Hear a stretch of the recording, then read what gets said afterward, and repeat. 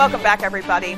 Well, recently finalized regulations for Maine lobstermen and women drafted by the National Oceanic and Atmospheric Administration are meant to combat entanglements and deaths for North Atlantic right whales.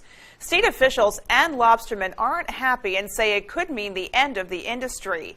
But despite the significant scope of the changes, it turns out conservationists aren't happy with the new rules either. You know, I talk to many guys who say they lie awake at night before they go into bed just wondering if they're still going to have a fishery in a few years. They're wondering if they'll be able to pass it on to their children. NOAA's final rule calls for a 60% risk reduction, meaning fewer end lines in the water, and implementation starts this year. There's another 60% reduction in 2025, and by the year 2030, an overall 98% reduction. We don't think what they've done is going to make a bit of difference to northern right whales within the Gulf of Maine. And, you know, they're not here feeding, they're transiting. We haven't had an entanglement in almost 2 decades. The Center for Biological Diversity helped spearhead the original lawsuit that spawned the new regulations. They also aren't happy about the final rule. It sort of lays out a path to eventually, hopefully, comply with the law.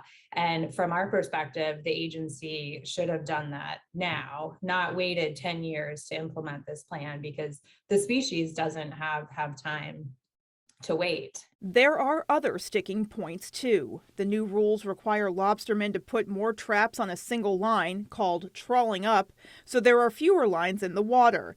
At the same time, they are now required to install weak insertions in those lines, on the theory that those weak points would make it easier for an entangled whale to break free. It's definitely going to be a safety issue.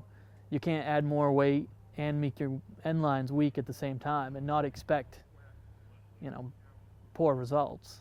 And it relies a lot on weak rope, which is a measure that is unproven in the field and won't prevent entanglements from occurring in the first place. There's also new rules for rope marking, which lobstermen say means buying more rope.